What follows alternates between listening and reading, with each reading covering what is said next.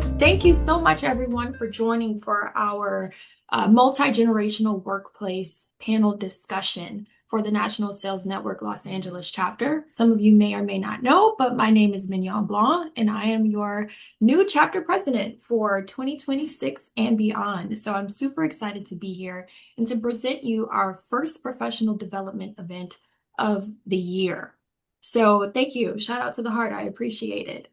Without further ado, I'm going to turn it over to our VP of Events to set the tone for the evening and really get us started for the day. So without further ado, Nisha, take it away.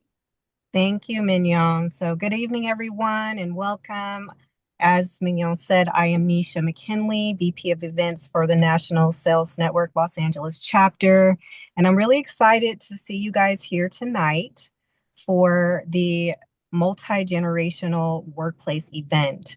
Before we get started into setting the tone of what the discussion will be about today, I just want to have a little bit of housekeeping. So we're asking that if you have questions along the way, if you could put them in the chat, and there will be some time at the end for us to go over those questions and answer those questions. And then also we're asking if everyone can keep your lines muted and turn off your cameras so that we can focus in on the panelists.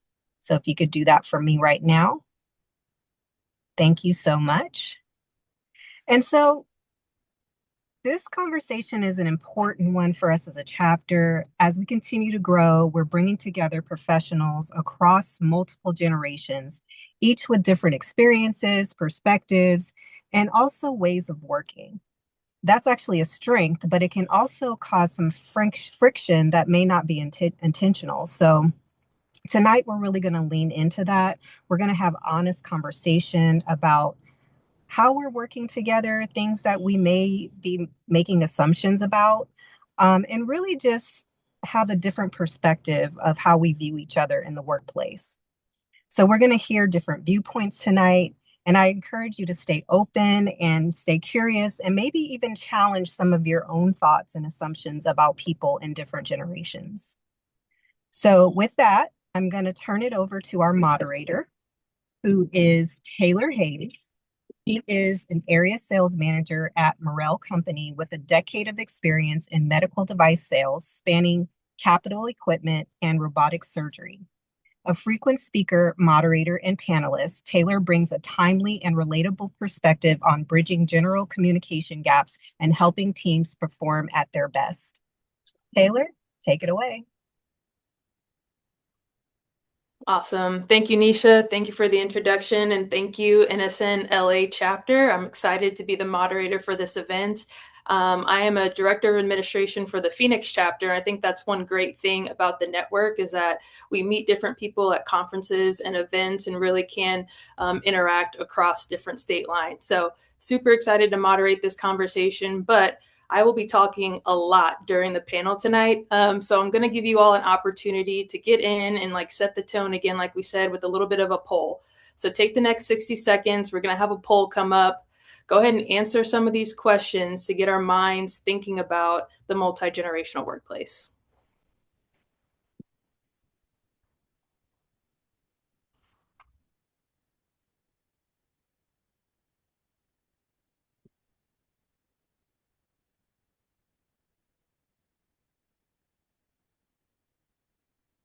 Oh, that's a good question. I'm definitely in the middle.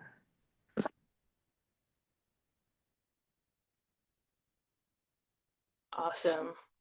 Maybe another 10 seconds or so, and we'll let the poll results pop up.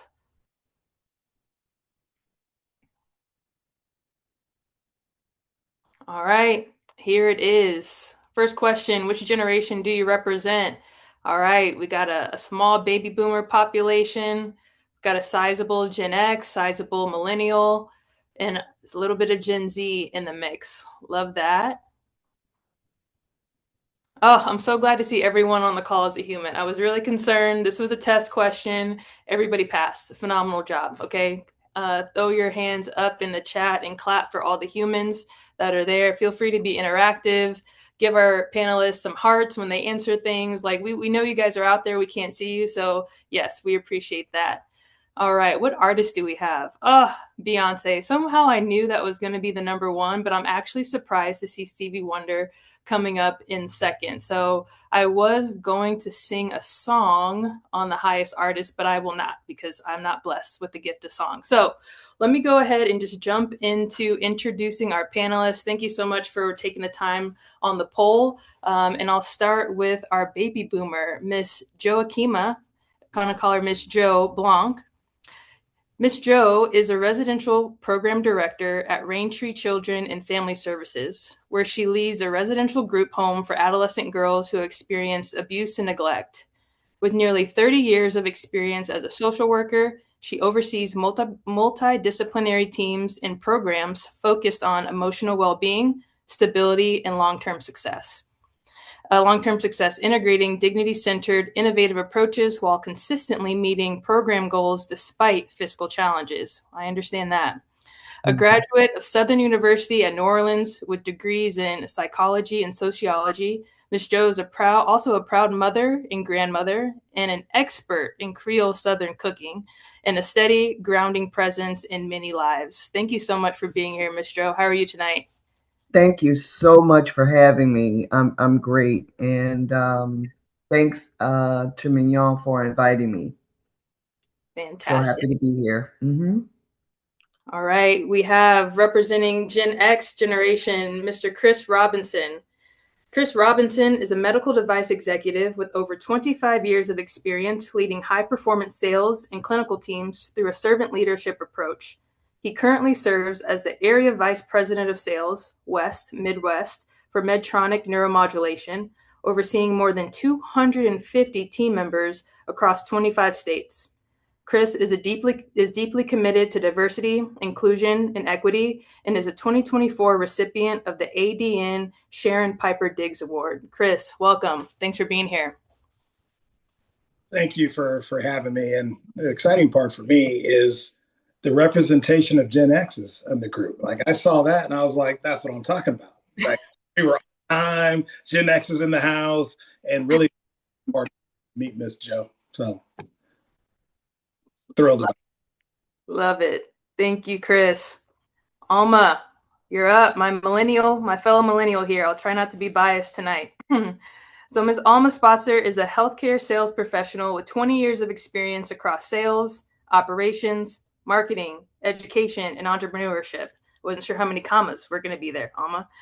Her career spans orthopedics, diabetes, audiology, gastroenterology, and specialty pharmaceuticals, earning a top performer recognition and Summit Awards. She's a proud HBCU graduate of Southern University and A&M College. Alma is an active member of the National Sales Network and a proud parent of two. Alma, welcome. Hi, so happy to be here. I'm so glad to see the millennials. You know, we always come in to save the world, so we'll do what we could do.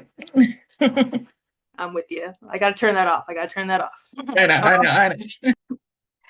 All right, and Gen Z, Mr. William Jones III. William Jones is a financial consultant at Charles Schwab with 4 years of experience advising high net worth clients on how to create, protect, and preserve their wealth. He holds a degree in marketing with a concentration in professional sales from Louisiana State University. Outside of work, he enjoys hiking, biking, spending time at the beach, and expressing his creativity through clothing design and branding. William, welcome. Thank you. I appreciate everyone showing up, honestly. I'm glad to hear perspectives from some of my elders in the older generations, but I wish I had some more of my Gen Zers with me, but I'm excited nonetheless. So I'm sure they're trickling in. I'm sure. If we ran the poll yeah, back, we can be a little late to some things sometimes. So no bias, no judgment. Okay. All right, guys. Are we ready to get into this panel? Now, opening question. This one is going to go for everyone. Okay. So before we dive into specifics, when people learn your age or generation, what's the first assumption you think they make? And how accurate is it really? Will, I'll start with you. yeah, so I mean, specifically for myself, I work with, I would say, lots of definitely baby boomers and Gen X's. I mean, clearly they've just been in the workforce longer, so they have more wealth under their belt. And people, I shake their hand, introduce myself, and walk in my office, and I think as soon as they get in my office, they're more along the lines of, hey, like, can I really take advice from you? Like, you're younger than my grandkids, right? Or you are the same age as my grandkids. And it is funny, but I think the more that we get into discussion, they learn a little bit more about my education and the actual, I would say, expertise I do bring to the table. But it's always funny to hear, and I would say it's not easy to overcome. Yeah. I mean, I just made a joke about the rest of your folks showing up a Right. little bit late, right? But no, I mean, I think I did definitely take it lightheartedly, but I think, like I mentioned, I think a lot of Gen Zers in general, I think we do bring a lot of, I would say, expertise in a different way to the table than other generations. So it's always a fun conversation to kind of have with clients. Love that. And I think I have another question later on for you that gets into that a little bit deeper. So I'll have you pause there. Alma, what's your take from the millennial perspective? What's the assumptions? I think the assumption is that um, because we can carry a lot and we carry it well, that it's not heavy. And that's true in the workplace, personal life. And I think that what we do to kind of turn that on its head is just we humanize situations. We see people for who they are. We're kind of sandwiched in between multiple generations. So we do our best to show up and bring perspectives together. So I think the main assumption is that because we do it well, that people kind of assume that it's not heavy. And a lot of times that it is. Just because we do it well doesn't mean that it's not heavy. I appreciate that. Chris, what's your take? Yeah, no, it's I love hearing those first two, and they both resonated with me. A lot of times, people look at Gen X and assume this work-life balance, right? You'd be crazy the number of times I get a question of like, "Hey, tell me about work-life balance." And people that know me, I'm not the poster child for work-life balance. Never have been, never will be. So I'm probably a blend of several different generations that'll be talked about, today. But everybody, like 98% of the time, people ask me about work-life balance when I'm interviewing them, and I have to tell them that I'm kind of not the one, not the guy, and so that's one of the things that always reminds me of like which generation am I talking to, and how do I change my communication style depending on that. I love that. I think it's so interesting too. I've done a lot of interviewing as well, and you definitely get different types of questions based who's on sitting in front of you and what generation they're coming from. So I appreciate that perspective, Chris. Mhm. Miss Joe, what is your take on the assumptions that people make, and is it accurate? Well, in my case, the assumptions start as soon as I hit the room, before I even open my mouth, because the white hair precedes me. And I've had white hair, started getting white hair since I was 18 years old. However, the assumption is that, oh, she's old, she's dated, she's out of touch. And I'm confident in myself. So I know as soon as I start talking and I know what I know, that'll change. However, it doesn't stop, the perception that, people don't all automatically think about the wisdom of the person and the experience of the person, you're looking at and saying that they're older. And I really like what Chris said about the work-life balance, because it's a different generation. We're not the poster children for that. It's about get her done.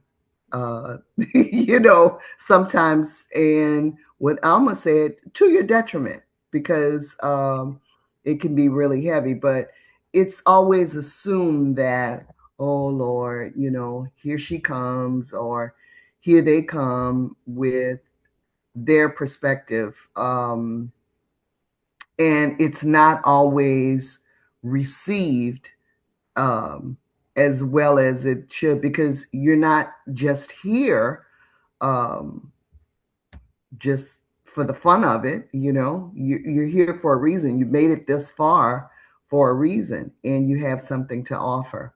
And they usually find that out, Yeah. shortly after. They usually find that out. sometimes just need a little bit more patience, right? And just let the wisdom do the talking.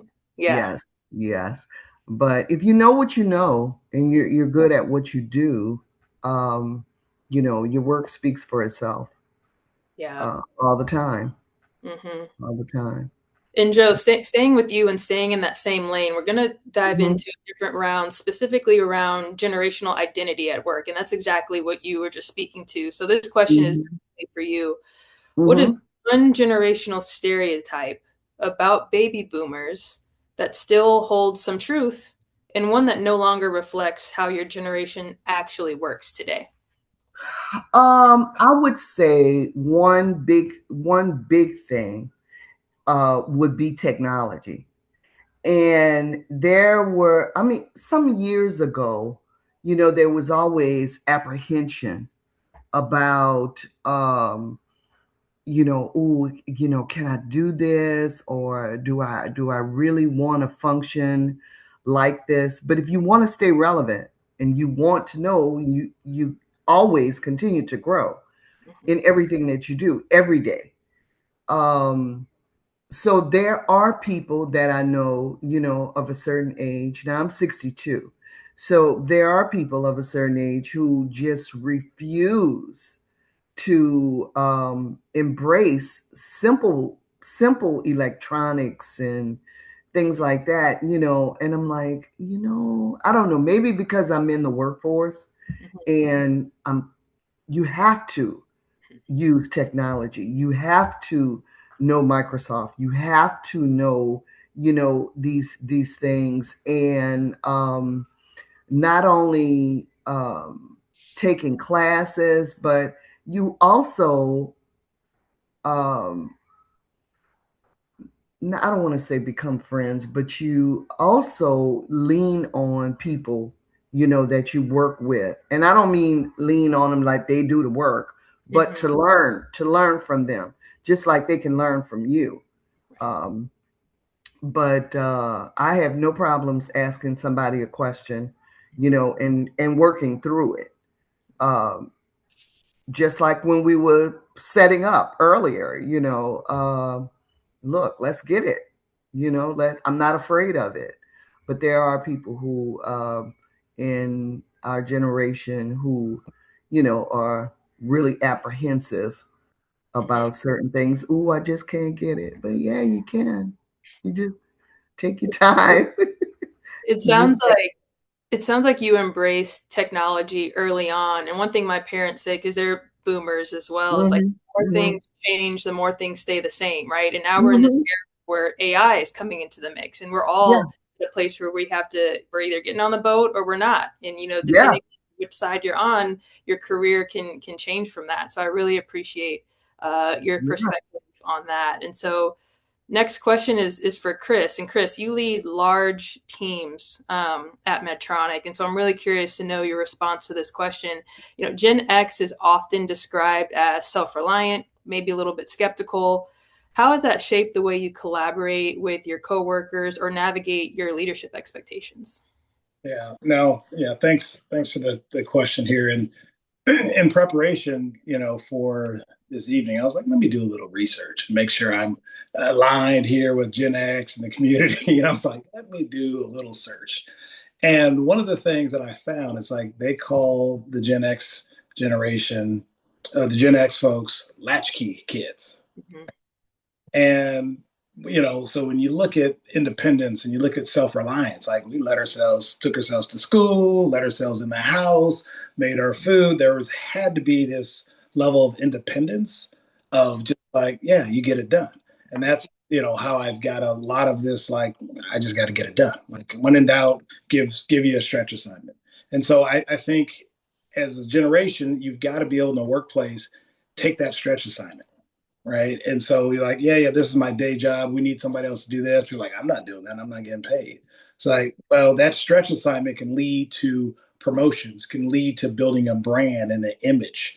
And so, us Gen X folks, we're willing to take that stretch assignment, willing to work independent, and to have that sustainable level of success that, that we're driving towards. And so the self-reliant one is real and probably because we're independent and we'll just go to work, we'll do it by ourselves. If it's, now we've got the ability, I think, to collaborate with others, as we need be, but push comes to shove. It's like, okay, I got to do this. I'm on a team of four and I got to do this assignment myself.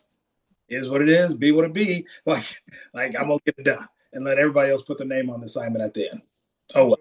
So, but yeah, self-reliance and that is just, and it starts with that latchkey idea that, comfortable working alone, comfortable making decisions. And I think, as you have different folks and different generations, because as I scan the 250 people that are in my org, I got them all. How do you leverage everybody's strengths versus worrying about everybody's weaknesses? So that, that's what I would leave this question on, is leverage everybody's strengths on your team.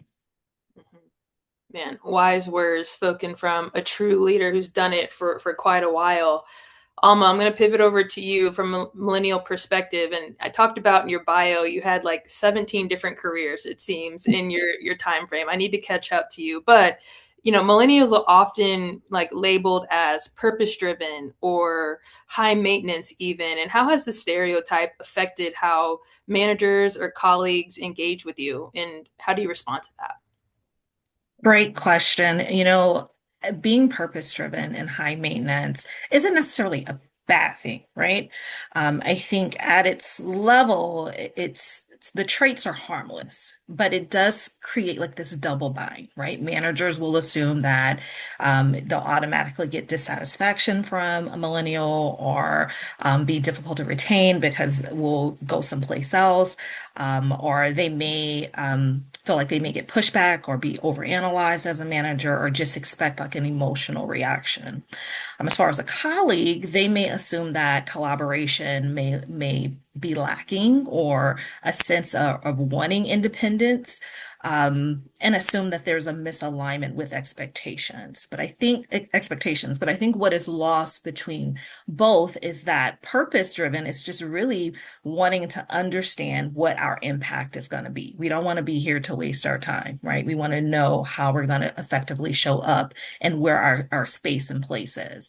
And I think the high maintenance portion is that we just want clarity. We want growth and we want you to communicate. Say what you mean and mean what you say. And I think the best way to fix that problem is just to adjust the intent, right? And not have unrealistic expectations. I know Chris was talking about being self-sufficient and showing up and doing it all. I think what we bring to the table as millennials is understanding and solidifying that we don't have to, and demanding from both generations, from both sides, to come and collaborate. And I think that in a team setting, especially what I do, because I have had so much experience under my belt, that's really what makes you a well-rounded chameleon of a person, being able to shift and adjust. So I'll take being purpose-driven and high maintenance all day long, but I want other people to show up and do their part as well. That's awesome. I think it's so interesting the way you answered the question and how Chris responded to the question before, because Chris was all about, look, we got to get the job done. If I'm on a group project and you guys aren't showing up, I'm just going to put a team on my back and just get it done. Whereas Alma, you're like, look, I don't necessarily want to have to do that. I can identify the strengths, which is what Chris told us to do, of everybody else on the team to get the job done effectively. And so that seems like that's where that intent, that you mentioned is coming from. So I love that perspective. Awesome. Okay, William, as the youngest generation on, and in many organizations, how do you balance being authentic with proving professionalism among coworkers and leaders who may have very different expectations? That's a really good question. I think a lot of the times as like a Gen Zer, we get maybe the misconception or stereotype. We want to come in late, we want to leave early, we want the unlimited PTO, um, which would be great. But no, I think authenticity and really professionalism in general, like to someone that's in Gen Z, that those may sound like polar opposites, right? It's like, how can I be myself, but really be in a super professional setting at the same time?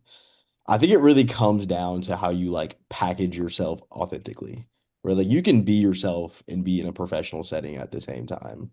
Um, and I think the biggest thing, being a newer generation to the workforce, I think a lot of that comes from like number one, listening and being able to read a room. Right. I think those two things definitely would, I would say, separate yourself early on as a younger person in the workplace because number one, you're showing yourself to be professional by listening before you speak, right?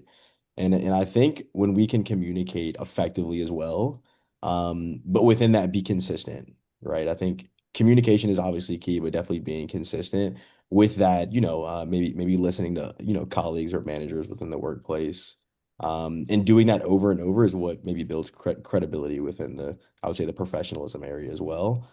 But it's how can you actually package those virtues into yourself, right?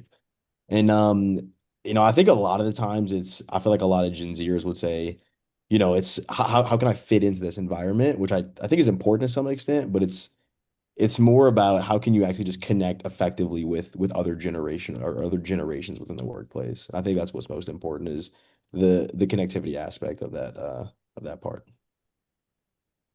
Yeah, William, that's so good, and I can imagine being at an organization like Charles Schwab. There's probably not a whole bunch of Williams around. Am I right?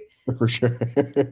You hit the nail So on the head. There's not too many. and I think someone put it in the chat, and it's emotional intelligence. And I think that is key no matter what generation you're in, no matter what field of work you're working in, you have to be able to read the room and respond accordingly. And so this isn't a question that you need to be prepared for, but I'm just going to throw it right back to you, William. How have you, as a Gen Z, a generation that's probably stereotyped to be always on technology, always in a phone, maybe not as social as other generations, like how did you develop and work through that emotional intelligence piece? Yeah, and so I think a lot of it, people may see it, and even Gen Zers and other generations may see it as like a drawback to being a Gen Zer. But I think, you touched on like technology, right? I think that is just the future of everything at this point. And having that expertise within technology as a Gen Zer, I bring that into the workplace itself, whether it's with clients and showing them how to do things online, or if that is showing, some Gen Xers and baby boomers, hey, this is a more efficient way to probably run your business, right? Like instead of hand typing your emails, why don't we try to use Copilot or something else to maybe expedite your processes? So I really embrace that, honestly. I would say I embrace that challenge. I don't really look at it as like I would say an issue for me. Awesome. And that's clearly why you've been so successful. So thank you for that. Okay, we're moving into the second round of these questions. And so now we're talking about navigating the middle, communication, and leadership across generations. And so the first question that I'm going to ask is, we talked about the sandwich earlier. I think Alma brought that up, the two ends of the generational spectrum. So we're going to go baby boomer and Gen Z. You guys are both going to have the same question. Miss Jo, I'll have you answer first. So you represent the most established and newest voices in the workplace. How do you approach building credibility, whether it's with clients, coworkers, or managers, when assumptions about your age are already in play? How are you building credibility? Well, somebody else's assumption, I had to get over that. And I do interview a lot, um, for certain positions. And I come from a generation that cared more about aesthetics, the way you look, the way you presented yourself, things like that. And of course, as professionals, a certain portion of that still matters. However, I had to get over that. And like William said, read the room. I don't want to let a capable, good potential employee get away because they had a tattoo, a visible tattoo. Not let me say that, because it used to be that you wouldn't go to a work interview with a visible tattoo. So it took me a while to get over that. This was years ago, and I'll be like, oh, but I was like, but I really like that person. And then eventually it was just like, That's nothing but a thing. To get over those types of things.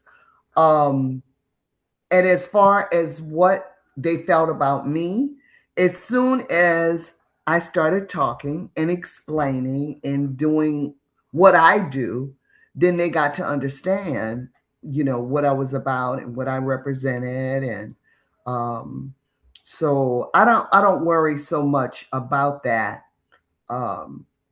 what others think, especially, in the workplace, because my work speaks for itself, uh, in what I do. But there were a lot of, misconceptions I had to get over myself, about people coming to an interview with jeans on. That's not a big deal so much, now, but it was just totally unheard of. You put on a suit, you dress up, you combed your hair, you didn't have visible tattoos, you would put your best foot forward. Now it's this is what I am, and you try to not be biased based on those types of things. And we train a lot, and we go to a lot of trainings about implicit bias, and making sure that you're making the right decisions based on the right criteria, not just looking at somebody. If you just had a piece of paper, you didn't know whether they're a male or female, or what, but their education, their experience, and that's what you really should be um, judging on, as opposed to those other things. But those are the kind of things that, I would say, are a big generational gap that you have to get past, at times. It's nothing. It's nothing but a thing now, but it really was a hurdle at one time, because I was like, they're not serious. They can't be serious about this, about this position. And but you get over it, and you let your own work speak for itself, you know. And that seems to be the theme from what I'm getting from you. It's like, look, you may see the gray hair when I walk in, but it's really the Mhm, face that you're about to hear from me after I talk for the mhm, first 60 seconds, and mhm. you're gonna know, what place that I hold in this organization. So it sounds like you've just continued to adapt and embrace change, which is what you have to Yes, do, right? In you this have to. mm-hmm. You have to embrace change, and also in the industry that I work in social services, and I work with adolescent girls.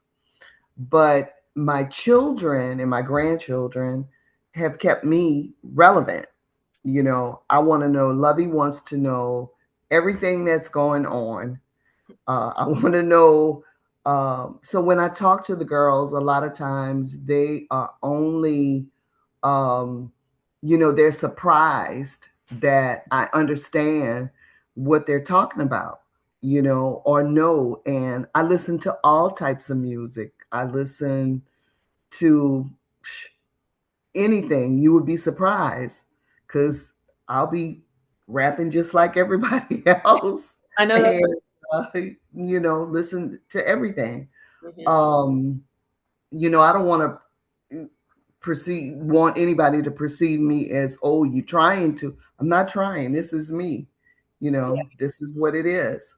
But you do have to embrace that. You cannot stay stuck. Yeah. You No, cease to exist. Mm-hmm. that makes a lot of sense, and you're relatable in a genuine way, which I think is Mm-hmm. probably why the young women that you interact with are able to, like, oh, okay, so you're down, with us, and it's Mm-hmm. not in a Mm-hmm. formative way. Mm-hmm. So thank you for that. So William, back to you.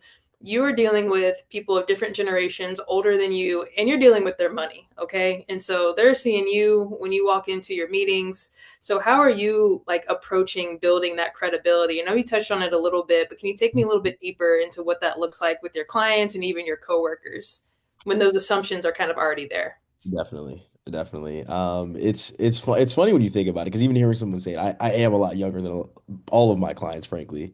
And I think one way to build credibility is number one, just by first of all, foremost by listening, like I mentioned in my first answer. Listening allows you to understand someone and where they're coming from, first and foremost, right? And I am dealing with people's money, and when I work with a lot of, I would say baby boomers and even Gen Xers. For example, I have a lot of clients who are right now sitting on the sideline. They're not in the market, right? They're scared of, geopolitical issues, current administration, and they're fearful, right? And I definitely understand that.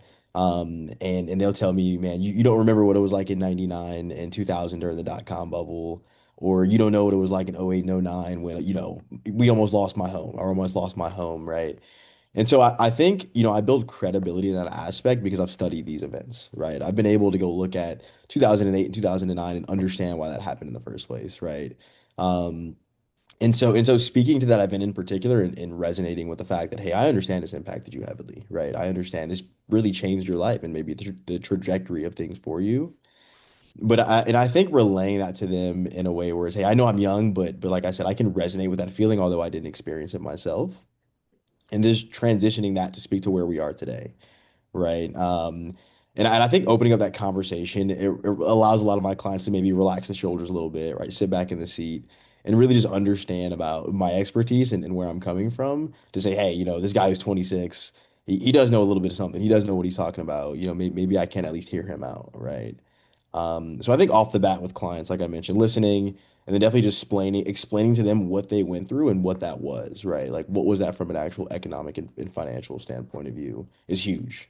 I would say that's the biggest way I overcome objection and definitely build credibility early on with a lot of my clients. Um, Coworkers and managers is definitely, I would say, a similar aspect, but I think a different point of view. Still comes from definitely listening first. I think being the youngest in any place, it's always good to just listen and hear perspectives. But definitely when I am working with coworkers, I think a lot of the credibility I bring, and Ms. Joe mentioned it earlier, a lot of her generation maybe is not ready to get on board with technology, whereas that's just something I grew up with, right? And so especially in a lot of us work in sales, when I'm able to bring, I would say the expertise of technology to the table to help someone run a better business. I mean, I don't know any sales individual who wouldn't want to listen to that, right? It's at the end of the day, we all want to run a better business and we're all in it to achieve a goal for ourselves or our family. Um, so I think that is more along the lines of where I build lots of credibility with my coworkers. But then even to them, we're in the point in time right now where we're seeing probably the biggest wealth transfer that's ever occurred, right? I'm seeing a lot of individuals even not only waiting till they pass to really pass on their wealth, but they want their kids and even grandkids to enjoy it while they're living. Right. So it's a lot of even Gen Zers and millennials are I would say, being brought into that conversation with their parents, with older maybe advisors or consultants. And so, maybe I've had people come to me and say, hey, like, how do I work with someone your age? How do I talk to them about their wealth? And really just education from that standpoint of view when it comes to working with a younger individual. So those are kind of the two ways I definitely build credibility with the client side and even the coworker slash manager side as well. Yeah. And I love that you led with listening, that it sounds like what came quickly after listening is your competency, right? And I think if we're trying to build credibility, we have to know what we're talking about, right? And so the fact that you've studied those events and you can relate to your clients, even though you didn't experience that personally, you can understand the emotions behind that. So I think that's fantastic. Thank you both for that. So now we're going to pivot to the inside of the sandwich. Okay, we're talking about the meat and veggies here. Chris and Alma, this question is for you. Chris, I'll have you kick us off. You often find yourself in the middle of the generational dynamic. How do you navigate tension or misalignment between leadership expectations and the working styles of younger or older colleagues? Yeah. So, when I started my journey at Medtronic, I was one of the youngest sales reps for the company. And you go to a meeting and they look you up and down and they're like, how long are you going to be here? And how did you get in? And the combination of being, one of the youngest, and there wasn't too many people 25 years ago in Medtronic that, had any black or brown skin to them. And so I stepped into that and said, how do I find a way to compete? How do I find a way? And probably so I dressed up, right? And so I was like, okay, let me do what I know. Let me look older, but I watched and used my EQ of how other people acted, how other people dressed. So I think that was critical to my success of not only because a lot of people's like, hey, I got in. How do you stay in? Mm-hmm. Evolve? How do you grow? How do you promote? Right? How do you build that wealth? So I loved a little bit what William was talking about because like the generation here is the 2000.com crash, is the 2008 financial crash. Like that is real, right? And so then you look at the difference between your clients, right? So you've got young fellows that are coming in, just working their way through residency and fellowship to become an MD. Then you got your MDs at the other end that are retiring. So I started this journey with some of the fellows that I have are retiring right now. And they're like, hey, I remember when I first met you. And I'm like, man, it's time for me to retire too. So maybe I need to call Will and figure out how Williams I can shut that down. So, but I'm good. So you look at that, right? And you say, all right, you've got this tension here in between with employees, right? You've got to be able to look at folks individually and be able to say, okay, let me separate this out. So I think a lot about when you're doing performance reviews. When I'm doing performance reviews at the end of the year, and we're coming at the end of our year in a week, like what is the expectation of that employee? Well, it ranges between whether they're a baby boomer, Gen X, Gen Z, or millennial, right? And so I got to meet them where they are, and so I want to be able to get rid of tension and have my leadership and my board of directors and my group get rid of tension by understanding others. And you understand others, lead with empathy, have that self awareness. It's going to allow you to be able to navigate because we need all of these generations to make this world go around and make it work. And the other thing I'll tell you is I live with a Gen Zer, so my son is a Gen Zer. And so as he's navigating his career and figuring this thing out, I'm learning a ton from him of how he thinks. Some of his friends come over the house and, some of the mental health challenges that are there are real. Like talking about that. Because my generation, we didn't talk about mental health. We just ignored it. Right. And so I'm learning and picking up different tools from, every interaction, every conversation that I have. No, that's fantastic, Chris. And you're still dressing sharp to this day. So that still seems to hold true. You're still trying to stay in the game and will for quite a while. So Alma, the same question for you. Again, we're in the middle, right? We have the two pieces of bread above and below us. So talk to me a little bit about how you navigate potential tension or misalignment, between leadership expectations and working with different generations. Yeah, as a millennial, as I'm sure you're aware, you'll be in a situation where we're all adults, but sometimes you just feel like I am the adult in the room because you have so many different experiences that are happening, right? So you have the boomers that we talked about the tech issue that are trying to figure it out and maybe a bit resistant, and then you have the Gen Zers that are wanting that unlimited PTO and 1 second, and the next second they want to be an influencer with 120 followers and going to be a millionaire in 2 days. And you're like, wait a minute, like let's figure out how we take the meat and leave the bones, right? And I think that what we do is we do a good job with marrying all of that together, right? You spoke about my a list of experiences. And I think that is what I can attribute to how I have been successful in my career. And I've learned that success is not linear. Right. So I have to be able to take a little bit of everything. Being in sales, oftentimes AbbVie does a really great job with diversity, but I work in a not so diverse territory. If you get what I'm saying? So when I walk into the room, I am oftentimes the only one. So I have to draw from all of my experiences. I taught for a good bit, right? A lot of selling is that you do have to be able to teach someone to be able to do something when you're not there. It has to be sustainable. It has to have longevity with what you do. And so with that, I feel like that is what I do very well. As a millennial and pulling from all generations, when it comes to management or leadership or colleagues in my position, what I often do is just say thank you for what you have contributed, but this is the way that I think that it should go, and standing firm in that. So I feel like the main thing is that we do a really great job at taking the meat, leaving the bones, and making it work. I mean, I know Chris talked about having a Gen Zer in his household. I have, what are they? Generation Alpha, Beta. I don't even know. They're not even on the panel yet. So I'm I'm already kind of like having the foresight to have to deal with that too. So the juggle is real. And I think that's what we as millennials do. We leave the balls in the air, and if they fall, let them fall where they may, and we'll pick them up and make turn that into something, make something out of nothing, in a lot of situations.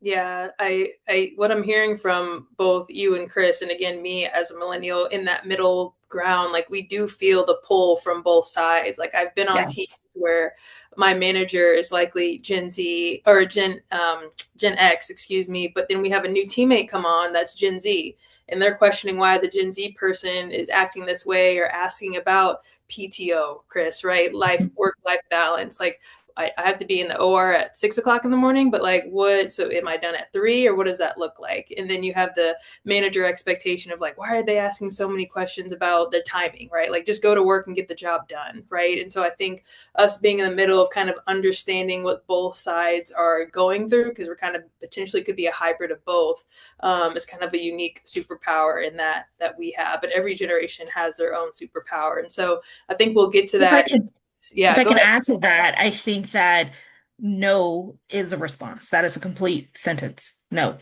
Mhm. that is a complete sentence. And I think that we do a good job with that as well. Because that pull, that stretch will drive you absolutely insane. Mhm. I can. Love that. Thank you all for your perspectives. We're going to jump into our third round of questioning. And those of you listening in on the call, feel free to start thinking about questions you have for the panelists that I haven't asked yet. Once we get through a few more questions, we'll open it up to you all. So thank you all for your participation so far. Okay, team, we're going to move into sales, leadership, and learning across generations. And so, Ms. Joe, I'm going to start with you. You've had clearly a very tenured career spanning multiple decades. How has Mm-hmm. your approach to leadership and relationship building changed over time? And what's remained consistent? You know, you talked about those biases, you know, when generations were changing in their appearance, but how has your relationship building changed over time, and what has remained consistent? What has remained consistent is I am a supportive manager, and as Chris said, you do have to build on the strengths of your people. I believe in training and teaching. Every day is a lesson. You can learn something new, and we don't deal with inanimate objects. We deal with people. So when you're dealing with human beings, you know, a lot of factors change on a daily basis. But as a manager, when you're dealing with the population that we work with, there's a lot of times when things are really uncertain, and it really gets frustrating. And I find that being that ear, that person that is always willing to answer the phone, who is there for my employees, who is eager and always willing to coach, um, to provide that additional support when you're calling when a kid is calling you all kind of names and threatening you or or just a child in crisis, period. Being supportive for that staff is very important to me. And also being the type of manager that listens. I have an open door policy. I do set limits and boundaries at times. Now in my life, I've gotten to the point where I enjoy my downtime, my time. And I also want to empower my staff to be able to do their jobs better so that they can go to the next level. Also, I don't want to be worried when I'm not there that things are not getting done. So I want to make sure that everybody knows what they're supposed to be doing. So it's just being supportive and being that type of manager who puts that time and effort into them, and they put that into the children, to the children that we serve. I love that. I love that. I've heard adaptability, support, but I also love that you're taking time for yourself. And I can't think of a better way of building relationships and cooking some of that Creole Southern food. I don't know if your team gets to have any of that or if I can get a plate Yes. in Phoenix. Yeah. I am Yeah. Creole as well, so I'll take it however it comes. But thank you, Ms. Joe, for that perspective. Chris, turning it over to you, you mentioned earlier, the conversations you had in your performance reviews. And so I think this question could help kind of lend to that and continue on that discussion line. How do you adapt your communication style when working with your managers, coworkers, or clients who expect either more structure or more flexibility than you naturally may prefer? Yeah, I mean, I think you've got to open your eyes a little bit of just saying, I've got different generations of folks. They've got different priorities. And some people will, like, we've got a policy right now that you've got to use all your vacation up before the end of the year, right? And so I've got some people right now, we're closing our year out, right? Our fiscal year out next Friday. So I got some people like, hey, man, I'm off Tuesday, Wednesday, Thursday. And I'm like, ooh, I got to do $43 million before in the next 5 days. They're like, okay, like good luck on your 43 million. I'll be back on Monday and let's work this thing out. Mm-hmm. And over the years, I've just had to be able to say, you know what, I had to get over it. Hopefully people can space their vacation out over the year so they're not trying to take it all at the end. And I think you've got to really be strategic about how you're managing up. Are you asking your manager, like I asked my manager the other day, I said, John, I said, are you getting the communication that you need and expect and want from me on the priorities of the business? Yep, I'm getting those, Chris. I really appreciate it. Is there anything I need to do differently to communicate with you to ensure that you're up to speed? Nope. Okay, confirmation. Then I hit him back with an email when I get home. John, thanks for spending the time. We talked about communication. I'm going to keep, with the cadence of communication we have. Managing up. Managing my team, right, is I have to evolve on where they are, not the other way around. And so, like, check your ego at the door is what I tell, leaders, and evolve with the other people's style. Some people want to meet in a group setting. Some people want to meet in the morning. Some people want to meet in the afternoon. Quite frankly, I don't care. I want to be able to, as long as we get to the point of what's that end result that we got done, what we needed to get done. If we want to be in a group setting, want to be one-on-one, you want me to send you a text, like I'll evolve whatever I need to do to meet you where you are. And that's what gains loyalty over time, right? Because you got to have loyalty over time and you want continuity of care and consistency in the medical field. The top surgeon in the world, neurosurgeon in the world, doesn't want a new face rolling in there every 2 months, every 3 months. That's right. Right. So how do we get that continuity of care, right? And how do we communicate up to manager, senior managers, executives, senior VPs? How do we also manage that new employee that is watching every word that you say? is watching you when you walk into the room and you give somebody a hug and you give somebody else a handshake. These are all things that you're being observed. You are dinner table conversation every night. Hey, how was work? Your spouse. You know, I hadn't met with Chris, and man, he's a jerk, right? Hey, how was work? Had a hard conversation with me, but I really respect him because you know what? He bullet pointed this out in the expectations that I need to do. So, like, so some of those are some of the pearls, and you know that I've learned over time from amazing leaders, and I've learned a ton even more from other folks that I'm going to call them not so amazing. No, I think that is, I mean, so many different nuggets. I see people throwing up hearts and checks in the chat because they resonate with that. And I think asking for clarity around how each individual wants their communication is so important.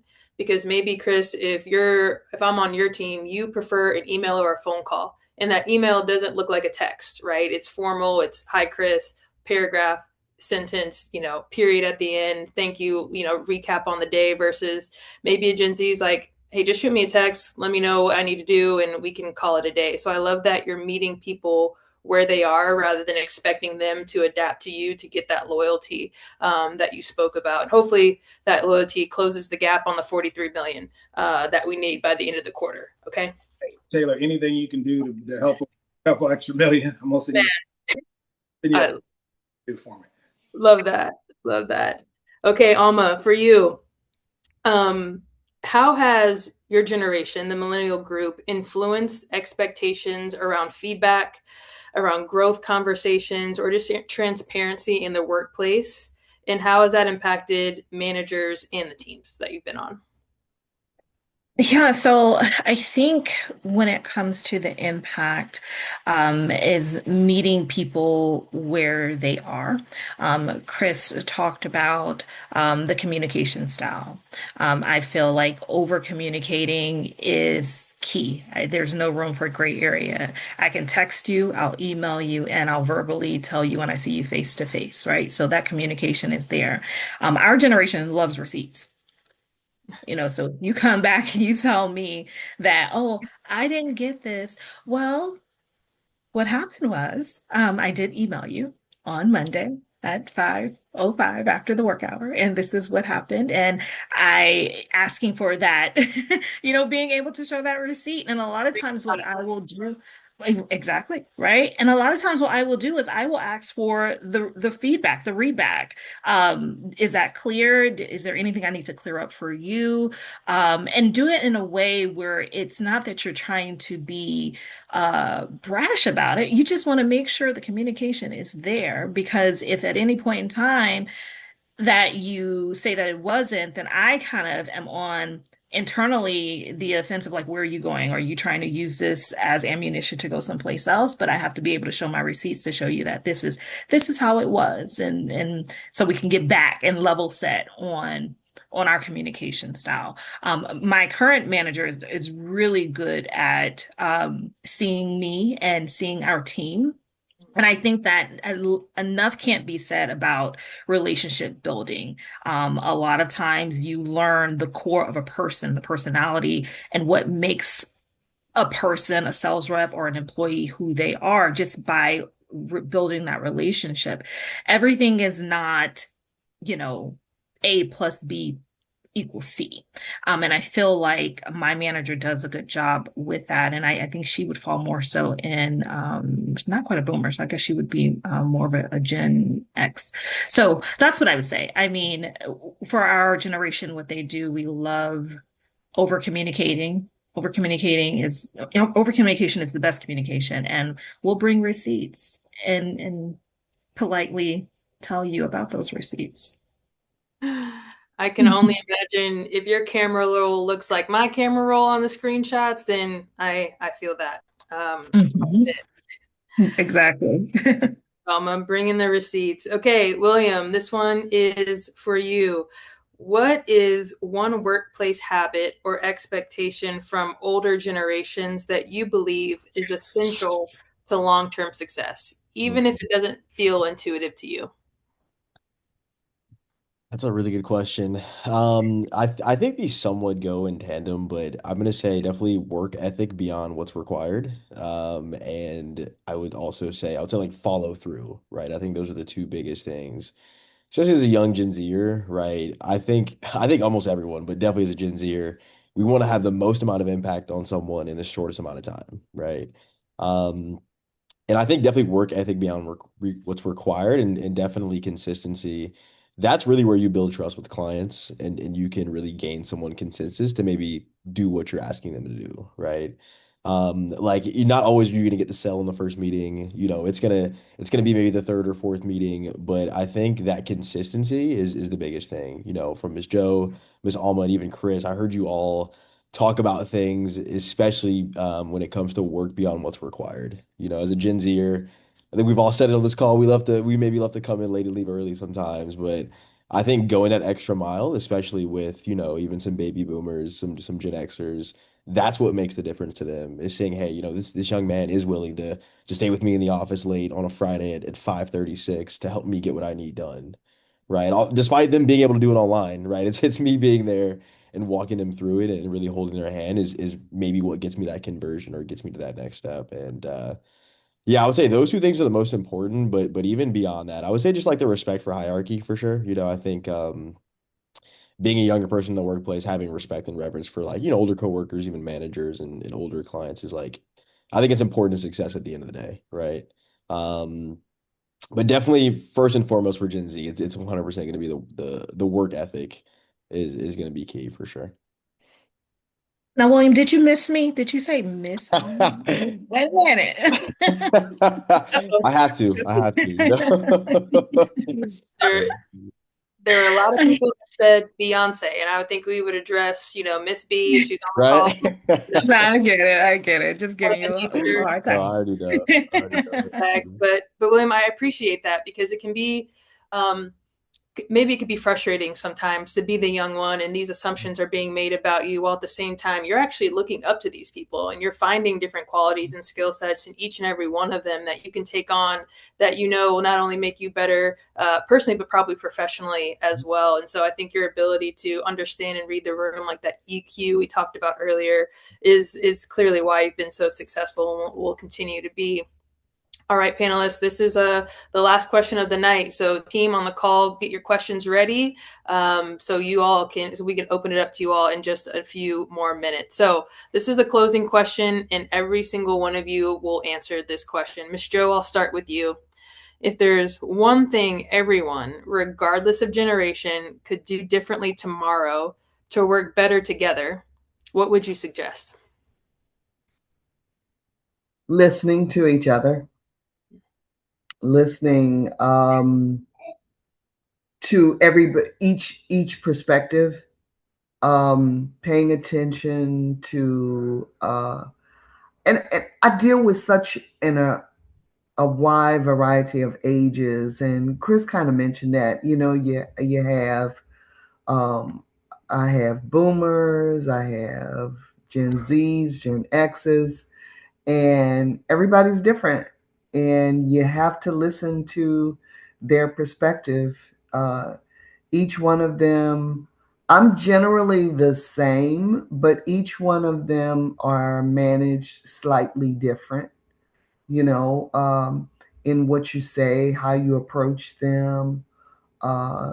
So listening, taking that time out to listen to their perspective um, would help a lot. Love that. Listening. Chris, turning over to you. What is one thing we could do differently tomorrow to work better together? I think we got to show grace.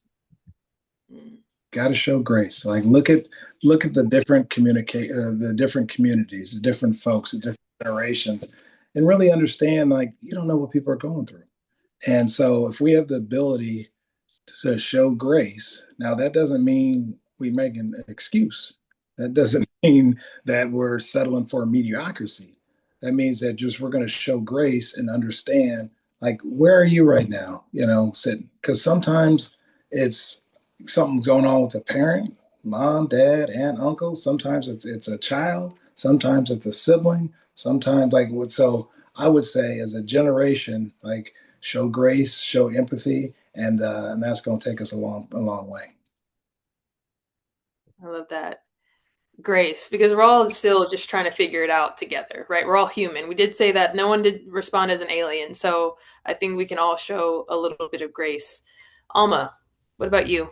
What can we do different? Chris, yeah, Chris, I have to say I really appreciate that Grace comment. But I would say in a world full of critical people in the workplace, lead with curiosity. So instead of being critical, be curious. Um, Learn more about your coworker. And don't settle for the I am who I am, right? And this is how it is. I think the old saying is you can't teach an old dog new tricks. Maybe you can, maybe you can teach and receive, right? So respect what's being taught and be open enough to receive it. The gaps in the generation is more so about perspective, like Miss Jo said. I think we all have value. We all bring something to the table. So instead of being critical of what our perception was of that person, turn the switch and be curious and learn more and be willing to accept the lesson and receive. Love that. Thanks, Alma. William, round us out.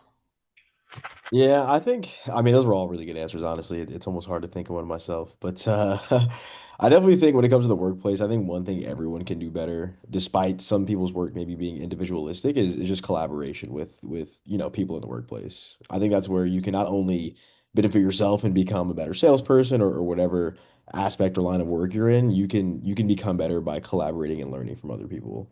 And be willing to learn, right? And part of collaborating is be willing to take constructive criticism. And I think that not only helps you, but that can also help other people out as well. I think we've all touched on different ways, no matter what generation you're in, how lessons you learned as either a salesperson, a manager, or a team leader, how you can pass lessons on to others, but you can also receive those same lessons. So I think just collaboration between one another is what really makes a better workplace as a whole and a better environment for even your clients as well. That two-way street, right? Like this is a give and take amongst all generations. And that's what I'm hearing. Listening to different people's perspectives, having grace and empathy, being more curious and critical. I love that, Alma, and the collaboration aspect to it. So that was it for the formal questions of the group tonight. Audience, now is your time. You can either drop some questions in the chat or come off mute and ask a question. We probably have time for a couple, maybe the first few folks who want to ask a question. This is a great group of panelists. Don't take advantage of it now. This is a safe space. Ask your questions of the generation or just the individual on the panel. We have a question from Tiana. Awesome. She says Gen Z is often labeled as job hoppers or high maintenance. What do you think people are actually missing when they make those assumptions? Yeah, that's a really good question, Tiana. I think people miss a lot of things probably when they make that assumption, but I mean I'll try to keep it narrow. I think at the end of the day, and Tiana, I'm sure you're a Gen Z yourself. At the end of the day, and I'll try not to make it too financy. We're really just trying to create the best opportunity for ourselves and likely our loved ones, right? Like I do what I do not only for myself, but finance can not only help me in the workplace, but it's going to help all of my family members as well try to achieve a common goal. And then I think another assumption that people are probably missing is that like I guess I mentioned job hoppers and maintenance, being high maintenance is kind of your question.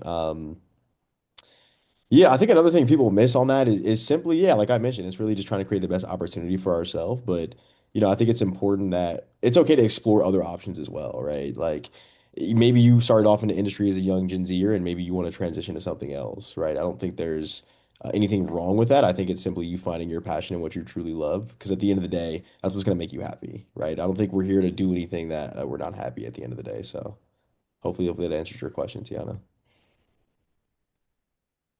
Awesome. I think you nailed it for looks like Carrie has one. Thanks, Carrie. So grace and patience both both ways. I agree. But it seems that the proliferation of AI has accelerated the generational divide, where older folks try to keep the younger folks in a box for their comfort, and youngers often keep their comfort with tech to themselves. How are you all preparing for the rapidly evolving tech revolution? I mean, I'll take a stab at that. I mean, great question. Love every part of that. I think as a leader, right, I got to surround myself with brighter and smarter folks. Like, let's not pretend, right? And if you're once again getting back to the ego piece, like I want to build myself with the brightest from the technology, from the innovation, like, and bringing those different ideals to the table is going to make me and my team better. And so if you've got someone that's like, no, you know what, you're some technologies are, and I don't want to embrace that, I would challenge that person to say, why not? And like, this is not like someone's going to take your job. This is something how we work together to figure it out. Like each of us has an inherent skill set that is going to allow us to be able to dominate in whatever sector that you're in. And so, like, bring that together. So I challenge my managers, don't just go hire and have the same recency bias and hire from the same area. Like, you got to have a diverse panel. You got to have a diverse interview slate. If you got a problem with that, then just let me know. And we're building that out. And I get support from the company to do that. Like, it's hard if you're not working, if you're working for a company that they don't support that versus a company that does. And so maybe sometimes you got to find the next place, and that company may not be it. And I'd like to add that you don't want to get caught off guard. You want to learn as much as you can about AI, whatever new technology is going on. So I want to learn, and another company that you may be dealing with may be using that new technology or particular software. You don't want to be miss out on business or something because you're not aware, or you're behind. So you need to be up on it. Yeah, one point I'll make really fast that, for the group is last year when I was at NSN National, right? I'm part of the interview panel for Medtronic. We're interviewing all day long. And the first person came in, I'm like, man, this presentation on Medtronic is outstanding. And they're really showing that they want the job. Until I found 5 other Microsoft Copilot presentations that look just the same. So if you're going to use the technology, right, make sure you're still setting yourself apart, because literally 6 different presentations that all look the same about Medtronic, about the company, about our mission, about this or that. So like ensure that, you're coming off as being authentic as well, because at the end of that, the first one I was impressed. The second one I said, third, fourth, fifth, and sixth, I was like, all right, so just use the technology, but also put your own flavor on it, put your own spice in it. And that's going to allow me to separate that. The last thing that I'll tell you is follow up. Like, people don't follow up. I know it was mentioned already in the chat. There's no follow up. Interviewed someone Monday, no follow up. You got to follow up. Don't wait to follow up, because that shows. Just know who you're interviewing with. What generation are you interviewing with? Because they're going to have certain expectations that you might not. I've got certain priorities that a different generation does not. So, like, know that follow up is everything to me.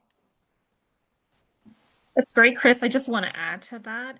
When it comes to even thinking about marketing strategies, how many times do you actually have to see something before you actually purchase it, right? So over communicating before and after is going to be very important, and understanding that. And the second part to that is your authenticity is your superpower. So coming and showing up as your authentic self is going to set you apart from everyone else. So the AI should just be kind of like your benchmark and your guide through, because we have to do it. I have to be honest, I don't really particularly like AI. I don't like anything that can mimic my voice and my face and my person, and I can't tell if it's me or not, and I'm the person. So showing up as your authentic self is gonna get you a lot further still, regardless of how far AI goes. Love that. I appreciate that tidbit. As someone in capital sales, I'm driving around 600 miles a week just to try to get in front of people multiple times, right? Just to show them the product. So I love that advice. Just being authentic in that, right? Like I can't fake anybody but Taylor, right? When I show up, and so that's how we should present ourselves. So there's a couple more questions in the chat, and I see the hand raised. I'm going to go to the chat because this one's been in here for a while from Debbie, and the question is ageism, whether you're young or mature, the new bias versus an ism like racism?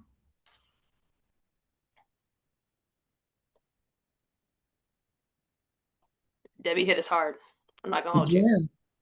I believe so. I mean, I haven't been in the job market in a while, but I do believe that there would be, some issues. I often think about it. Sometimes you think, oh, let me check on some things to make sure that I'm still relevant.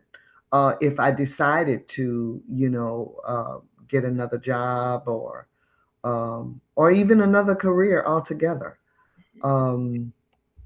So you think about that. Would I get the job, or would somebody else get the job because they're younger? I'm not sure. Yeah, I do often think about it though. Mm-hmm. Mm-hmm. And I think it's important to just realize that that is a thing. I think we can't fool ourselves to think that everybody is going to respect elders and for what they bring to the table and just the wisdom alone, right? Wisdom is not necessarily found on page 22. You have to live some life to be able to apply that to the job. But I would also say to counter that, Miss Joe, is also get out of your head a little bit, right? You are still very much so needed in the workforce, maybe in not the exact capacity that you may think, but I think there's always a space for you in the workforce. Yeah, I'll add a quick comment. All those isms are still real. Sexism, ageism, racism. And I think, how do you find a way to overcome and really align with people that are going to allow you to propel your career? Someone said it earlier. It's like, I grew up with, and where it's like, hey, your career is very linear, right? You start here, you take the next promotion, like it's a jungle gym, right? So you got to go around and around, and maybe you go to marketing, you go to enterprise accounts, you jump to different places to allow you to elevate to where do you want to be. And so I see a very different path to success. Now, when you look at just someone not hiring you because of, I got a text message from somebody 2 weeks ago, and he said, hey, I wasn't going to apply for that position because I've interviewed for other companies. They haven't hired me because of my age, this company. I said, if the company's looking at your age and not willing to hire you and your resume's tight and everything else, you're in the wrong company, man. Like find a different company. Because if that's what they're showing you from the jump, when people show you who they are, believe them. And so I was like, find a different company. Like here's 3 or 4 other folks that you may want to talk to, because what else is behind that first ageism concern of issue that you have. And so certain people will take their graduation date off their resume or their CV, right? Certain people take different things off of there, so someone can't sit here and say, okay, Chris, you're a Gen X, or hey, you're a boomer, or hey, you're this or that. But knowledge is king, and knowledge is power. And bringing value to any interview and any job is so critical. Like everyone says, I'm a great relationship builder. I don't need a relationship builder. I need someone that's going to bring value. Show me you can bring value. I'm interested. I'll sit down with anybody. You can bring value. Let's talk. Yeah. I love that. We're coming close on time. So we got one, I see a hand raised. So Therese, if you don't mind coming off mute, asking your question, and panelists, let's keep it under about 60 seconds if we can. And then we'll wrap up the panel. Thanks, Taylor. Yeah, so I really want to dovetail on that ageism sort of topic, because I front loaded my career with a lot of experience, worked in the home office, did training, did marketing. And then I got married late and had kids late, and I wanted to focus on family. But I always get that question every year, what do you want to do when you grow up? I'm grown up. I'm so close to retirement. They don't know because I don't look like I do, right? But I am. And so just dealing with, that what do you want to do when you grow up? What's next for you, Therese? Next is retirement, honestly. Let's keep this a safe space, right? But it doesn't mean I wouldn't try other things. But at the same time, I'm not trying to spend the next 7 years grinding, because I did that at the first half of my career. And just to sort of dovetail on that, my resume also was really heavily front loaded. So if I put all that stuff on the resume, then I do date myself. So it's so it's just a question of how do I navigate that question when I'm really happy with doing what I'm doing where I am, and people feel that I should have climbed the corporate ladder and be running a team or 2 or 3. And then also just making sure that all the experience that I have had and done in the early part of my career doesn't get lost, because I'm chopping my 4-page resume into 2, and that's where all of the meat is. I just got potatoes right now and a little veg, but the meat is, the first half of my 30-something year career. So there you go. Yeah. Oh, shoot, this has been recorded, isn't it? Dang, I'm kidding. So any thoughts from our panelists? Yeah, I can touch on it a little bit as well. So I think obviously you mentioned like front loaded a lot of your, I would say, work experience in the earlier part of your career. I would say, if you're looking for something specific or a certain role, I think it's really understanding, like, even looking at the job application itself and understanding what are they specifically looking for. How does the value, like Chris mentioned earlier, it's about how you provide value. What in my resume or what skills do I have can specifically become applicable to that role? You would want to highlight that, I would say, in any way, for sure. Like that's probably the biggest thing you can do. Because I mean, you have a lot of experience, which is important. It's just about what experience do I have is tangibly applicable to this specific role or specific company. I would also add, because you did touch on living life and taking some time away and raising kids, I very much so know about that. And if I'm just being vulnerable, recently my baby girl was diagnosed with cancer, and she beat stage 4 cancer. And so and so there were some gaps, right, throughout my career. I think that the gaps you need to work those gaps in your favor, and being honest about what those gaps are, because it does show that your value added in those gaps is that I I was able to manage not only professionally, but know when to hold them, know when to fold them when it comes to my life, because that is also a very, very important part of what makes me a valuable employee to whatever company. And still one COE. It was all that, right? Yep. Yep. Or President's Club, whichever your company calls it. Yeah, summit. Yeah.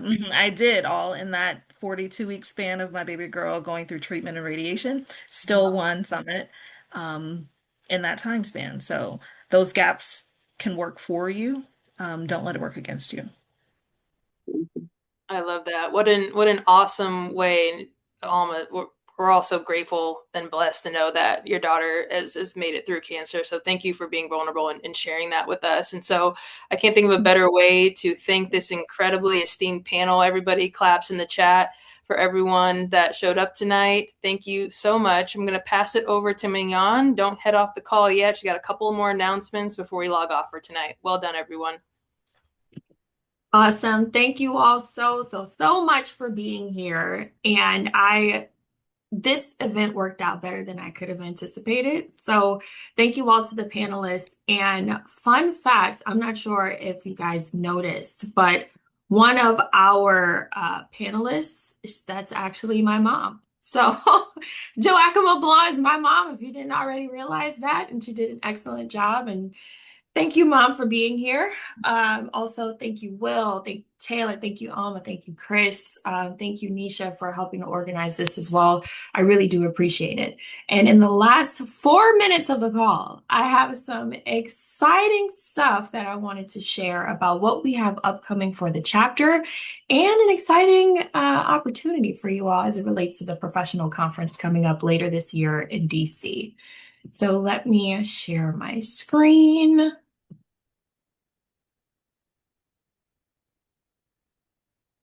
Also, as it relates to the gray hair, it runs in the family. So if you know me, I do have a lot of gray hair and it's on its way. So, Mom, I'm coming up behind you. So, on to our event that we're having later this year that we are ahead of the game with promoting is our annual golf tournament. So, I will turn it over briefly to Therese to highlight what we have going on as far as an exciting promo for our golf tournament. Thank you so much, Mignon. And guys, if you don't know, this is our second tournament. We had our first one last year in August and raised some money for some good causes. One cause is basically to help our up-and-comers, our Gen Zs, millennials, people transitioning to the industry, and just put on really great supportive events like our boot camp, but also charities that are really in need in the community, as well as some of the colleges that we're partnering with. So please, if you don't play golf, doesn't matter, just come. This is a fun tournament taking place on September the 18th. It's a shotgun start at 7 a.m. And last year it was sold out and we had an amazing time. Now, just especially for you, we extended it because I knew this call was happening. All you need to do is scan that QR code and get on the list. Everyone knows about LA and A lists. Get on the list. And when we launch the registration site, you will get an exclusive 20% off discount code, not just for you, but for anyone who joins your foursome, twosome, or your team. So please take a picture, take a screenshot, get on the list. And even if you end up not playing, guess what? It's better to have the code than not, right? If you work for an organization that is looking to give back or support, we're looking for sponsors, donors, swag. So please tap on someone's shoulder and let us know. My name is Therese. In the follow-up recap, I'll make sure that you have my information so that you can connect with me and our golf tournament team. And it's at the historic Chester, Washington golf courses. So there's a lot of history behind that. So please join us, scan, and we'll look forward to seeing you in September. Awesome. Thank you so much, Therese. I appreciate it. And in the last minute, I would like to highlight a deal that we're offering exclusively for everyone who joined the meeting today. We will be offering a rebate for your conference registration. So I don't know if you guys have noticed yet on the conference website, but to go to professional conference, it actively costs $7.99. I don't know about you, but gas prices are very high and $7.99 is not very appealing right now. But we're in SNLA and we want to do something special for you. So if you register before May 1st, we will give you a $300 rebate. So we'll give you $300 of those dollars back so that way you can throw it towards your hotel room. And we would love to see you in DC. So if you're registered for this event, if you are attending today, I recorded attendance. Submit your registration for conference, send me a screenshot, and we'll make sure you get your rebate because we would love to see you in DC. And who knows what exciting stuff NSNLA has in store. So scan that QR code or go onto our website or salesnetwork.org and you can go in and register for conference. And last but most certainly not least, I would love to highlight our sponsors. If it wasn't for them, we would not be able to make this event a reality. So shout out Abbott, Medtronic, Johnson & Johnson, my company, GE Healthcare, Bristol Myers Squibb, Grainger, AbbVie, Sanofi, and Edwards Life Sciences. If you have any interest in a position at one of those organizations, please feel free to reach out to us because they all have exclusive job opportunities specifically for NSNLA members. So if you're not a member, time to join so that way you can have access to exclusive job opportunities. So thank you so much. This recording will be uploaded to our YouTube channel and we're going to be working on some extra resources on our YouTube so that way we can keep the conversations going. So thank you so much. Have a great evening. Thank you so much for joining me and we'll be in touch.